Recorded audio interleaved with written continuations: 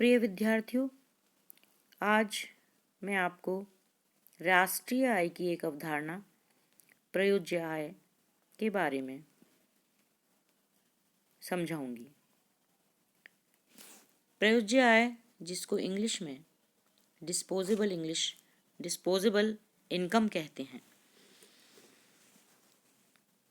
इसका अर्थ यह है कि व्यक्ति की जो आय होती है उसमें से जो उसकी आय तथा संपत्ति पर कर लगते हैं, जिनको प्रत्यक्ष कर कहते हैं, तथा सरकारी प्रशासनिक विभागों की विविध प्राप्तियां होती हैं, फीस होती हैं और जुर्माने यदि उन पर लगते हैं तो उनको जो घटाकर जो आय बचती है उसे प्रयोज्य आय कहते हैं। Disposable income is the personal income minus personal income tax and miscellaneous receipts of government administrative departments, fees and fines। दूसरी तरह इसको ऐसे समझ सकते हैं कि प्रयोज्य आय व्यक्तिक आय का वह भाग है जिसे गृहस्थ अपनी इच्छानुसार व्यय कर सकते हैं। इसके द्वारा उनकी क्रय शक्ति का अनुमान लगाया जा सकता है। तो इच्छानुसार व्यय कर सकते हैं, उसमें उपभोग पर वो खर्च करते हैं, प्लस जो वो सेविंग्स कर सकते हैं। इसको फॉर्मूले के तौर पर हम इस तरीके से लिख सकते हैं कि disposable income is equal to consumption plus saving, उपभोग प्लस बचत, या इसको C+S भी हम शॉर्ट फॉर्म में कहते हैं।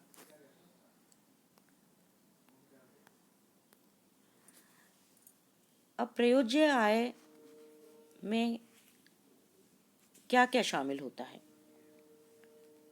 प्रयोज्य आय में गृहस्थों को सभी स्रोतों से प्राप्त आय शामिल की जाती है, जिसे वो अपनी इच्छानुसार खर्च करने या बचत करने के लिए स्वतंत्र होते हैं।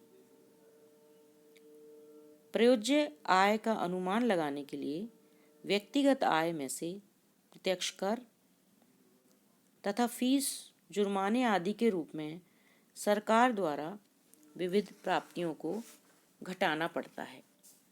जैसे सूत्र के रूप में हम देख रहे हैं कि प्रयोज्य आय इज इक्वल टू व्यक्तिक आय माइनस प्रत्यक्ष कर माइनस सरकारी प्रशासनिक विभागों की विविध प्राप्तियां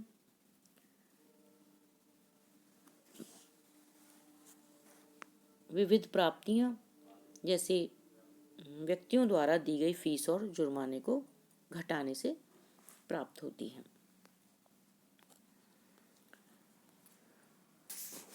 व्यक्तिक आय तथा प्रयोज्य आय में क्या अंतर होता है?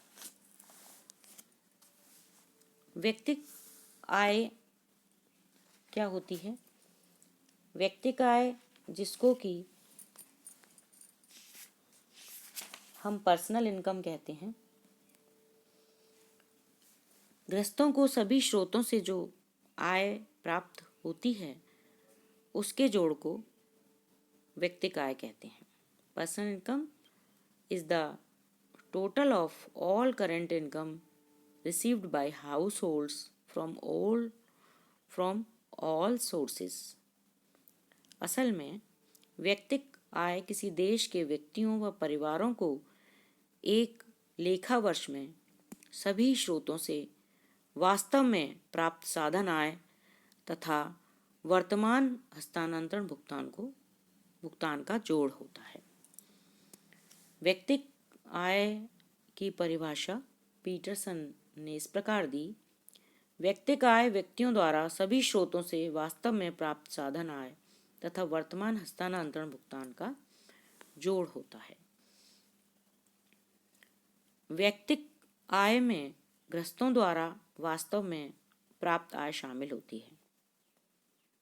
इसमें फर्मों या निगमों को जो लाभ प्राप्त होते हैं उसमें से कुछ भाग व्यक्तियों को जो नहीं बांटा जाता, जिसको अवितरित लाभ के रूप में फर्मों के पास रह जाता है, इसका प्रयोग वो लाभ कर या निगम कर देने तथा बचत करने के लिए किया जाता है, उसको व्यक्तिगत आय में शामिल नहीं किया जाता।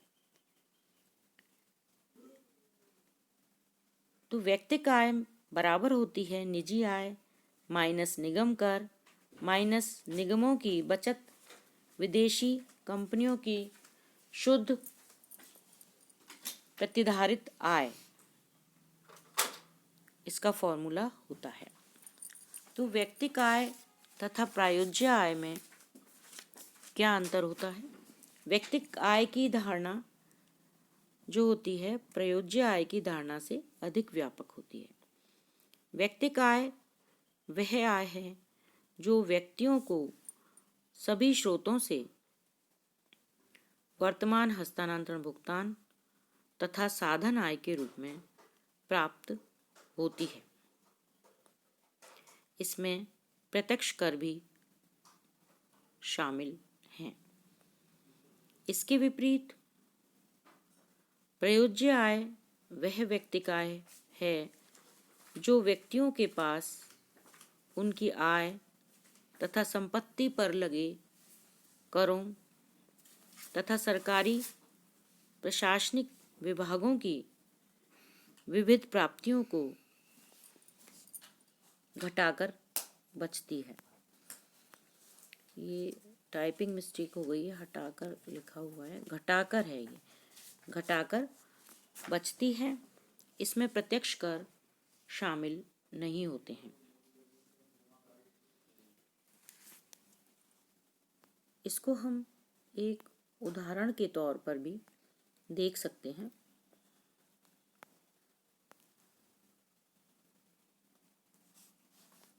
मान लिया हमको निजी आय दी हुई है, व्यावसायिक क्षेत्र की बचतें दी गई हैं,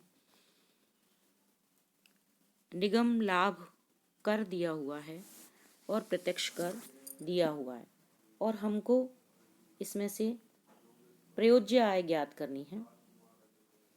तो किस प्रकार से हम करेंगे? मान लिया निजी आय है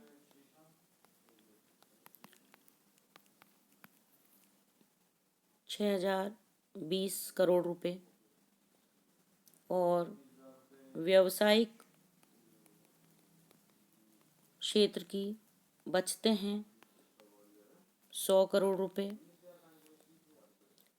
निगम लाभ कर आप लिख लीजिए, निगम लाभ कर मान लिया 20 करोड़ रुपए है और प्रत्यक्ष कर मान लिया 80 करोड़ रुपए है। आप लिखते चलिए। तो हमको निकालना है व्यक्तिगत आय और प्रयोज्य आय। तो व्यक्तिगत आय का क्या फॉर्मूला है? व्यक्तिगत आय बराबर निजी आय माइनस व्यावसायिक क्षेत्र की बचतें माइनस निगम कर। ये फॉर्मूला आपने लिख लिया। उसके बाद इसको फॉर्मूले में ये आंकड़े हम फिट कर देंगे। निजी आय है हमारी 6,020 करोड़ रुपए माइनस 100 करोड़ रुपए माइनस 20 करोड़ रुपए। तो हमारी पर्सनल इनकम पीआई हो गई हमारी 5,900 करोड़ रुपए। अब हमको इसमें से प्रयोज्य आय निकालनी है, डिस्पोजेबल इनकम। डिस्पोजेबल इनकम जिसको हम डीआई कहते हैं, disposable income is equal to personal income minus direct tax.